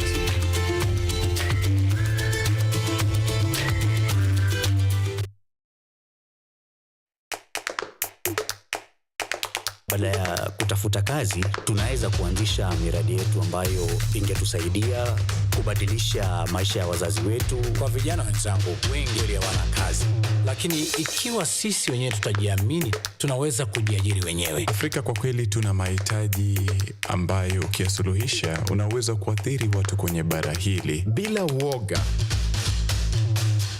Watu huwa na uzalishaji zaidi, wanajawa na ujasiri, wanakuwa wabunifu na wanakuwa wenye maarifa. Niliamua kuacha kazi, hata kama sitafanikiwa, nitakuwa nimejaribu, nitakuwa najua haiwezekani. Hakuna kitu cha ajabu hapa. Kila anayepata ufanisi hufanya kazi usiku na mchana. Kitu kitakusukuma na kuwezesha kupata maarifa ambayo hukuwa nayo. Tunajaribu kutengeneza kitu kitakachopita mipaka nchi hii. Ikiwa unataka kubadilisha ulimwengu, anza na nyumbani.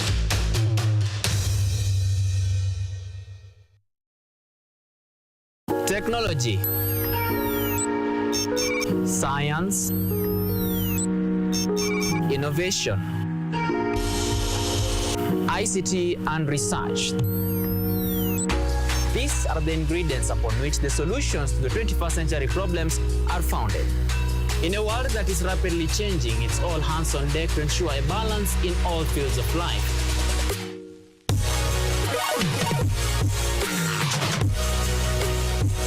Women, young and old, are also in the front line, breaking the glass ceiling, becoming thought leaders in the larger tech space. Not forgetting other societies marginalized. And when the tech Avengers come together, we inch closer to a much safer, efficient, and sustainable world. What we view as a norm in today's advanced world was just an idea, and for nostalgic reasons, we trace back to the iconic days to bring you the retro tech. On Tech Innovation Show, we encapsulate all the pillars of the fourth industrial revolution, decoded in a language, all for one for all. Every Monday at 8:30 as we push the mantra, keep learning something new each and every day. Only on KUTV, a new experience.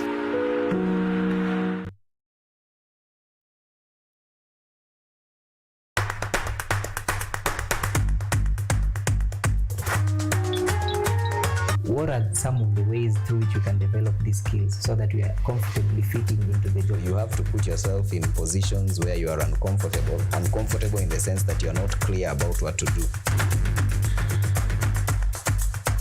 Because I used to work a corporate job before, So when I left, I happened to visit someone's farm around this area. So this project is called the Security Breach Detect and Punish Familiarize. It is meant to be used to detect, detonate explosive. We'll tackle all the tough issues, discuss all the weird moments, and hopefully share a few laughs along the way.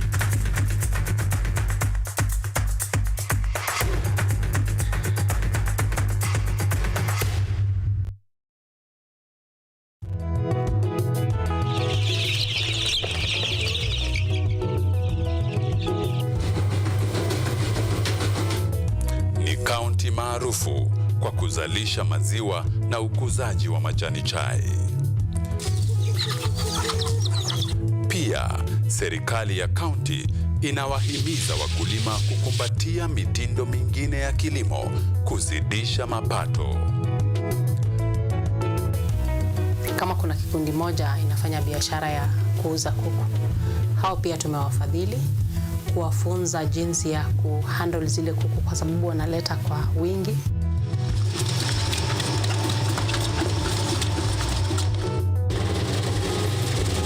Haya yote tunakuletea katika Boresha Kilimo, toleo la kaunti ya Bomet.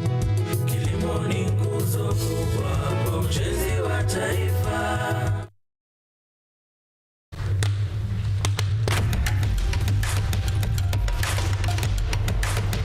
Access to knowledge, solution to unanswered questions.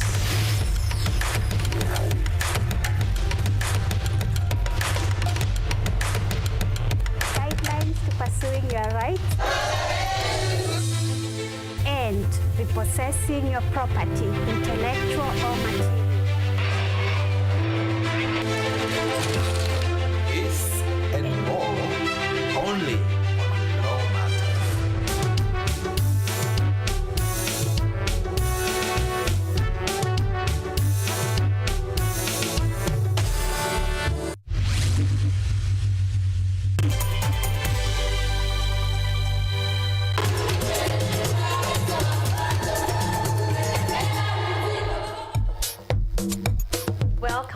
Welcome back, ladies and gentlemen. We are almost wrapping up because we are at 36 minutes past 9 a.m. But we are doing amazing. Thank you for keeping me company throughout the show, even for the relaunch of Showmax, and actually everything that went down, including the amazing performances. You know, we have to take bits and bits of that for Art and Culture Monday. And thank you for keeping me company on that. Our guest of the day is unfortunately not coming through because she has had an emergency, so it's due to really unavoidable circumstances. So we forgive her, you know, for today, but she is going to be with us on a later date. So I'd like you to still, you know, keep it Art and Culture Monday because she's going to come. And I told you I like her because she is an artist and more. She does activism on matters women, on matters art, because she also does something that is called artvism. And we are going to be talking about all that because it is an emergency. So she's definitely going to make time and be here. But for now, I just want to show you a snippet of who she is and what she does. So I just want us to take a look at that before we come back and actually wrap up the show that has been Art and Culture Monday.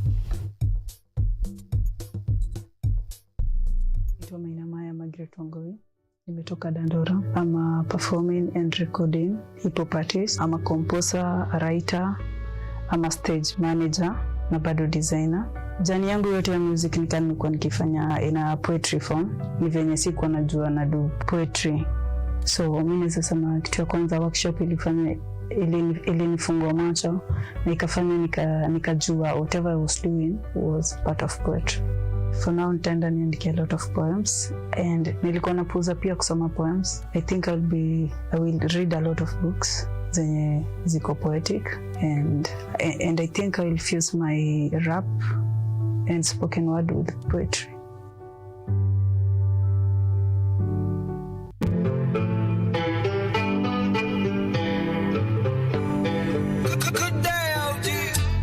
Nakumbuka nikifloss mimi na wewe huru pa kwa kabot tukipiga selfie tuna post alafu kwa meti Instagram post lakini Mr Boss mbono kaniacha ukaenda tu kwa Ross dem hakujui na nilikusupport So unaringa unajifanya we ni sauce, but in reality na feel umelost, umepotea, ulinizoea, feelings zangu ulizichezea, nilikuwa top player sana, imba ndo nisikize on air, hata ukirudi utanipata nimemea, nimechoka kuogelea kwa mapenzi ya chuki, mimi na we were meant to be asali na nyuki, sitangazi chuki, akibaby ukijua how good we're looking, when na rose mnakaa tu mamluki, nakaa haurudi, mimi sishtuki, tuni China fake love, ni hard, China love, fake love, ni hard, na haya mapenzi ni hard, China love, fake love, ni hard,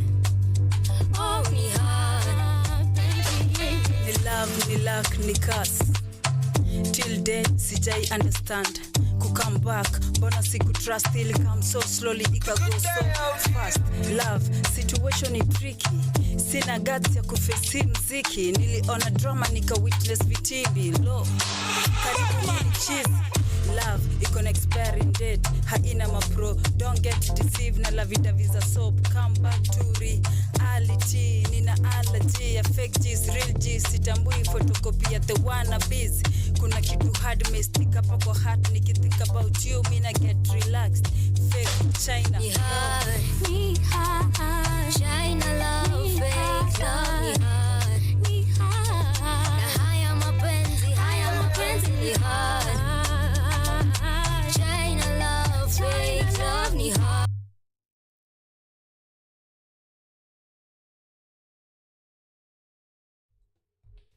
Just a snippet of the work that Mina Maya does, and like I have said, we are going to reschedule and we are going to have that conversation with her, so worry not, because we got you. Okay, thank you so much for keeping me company on this Monday morning from the very beginning, all the way from 7 a.m.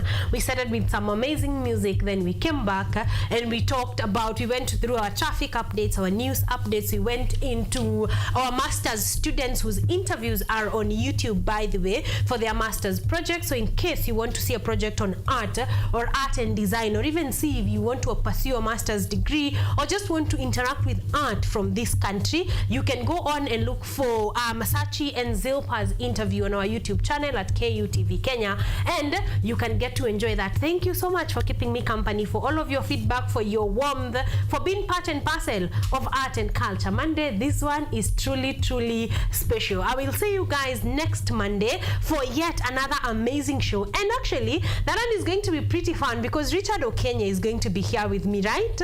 Richard Okenya is going to be co-hosting the show with me, so we are going to sort of be mixing Monday and Tuesday with him. So you want to see that combo, really? I have looked forward to it for a long time, so stick around next Monday from 7 a.m. all the way to 10 a.m. Of course, Karen Blessing and Richard Okenya, we are going to be here to just give you a mind-blowing Monday. We're also going to be having a fantastic artist and creator, and you do not want to miss any of that. So be here next Monday, mark your calendars, underline the date and time, because it's going to be a very special Monday. I'll see you guys next time, same place, same time, and same amazing show.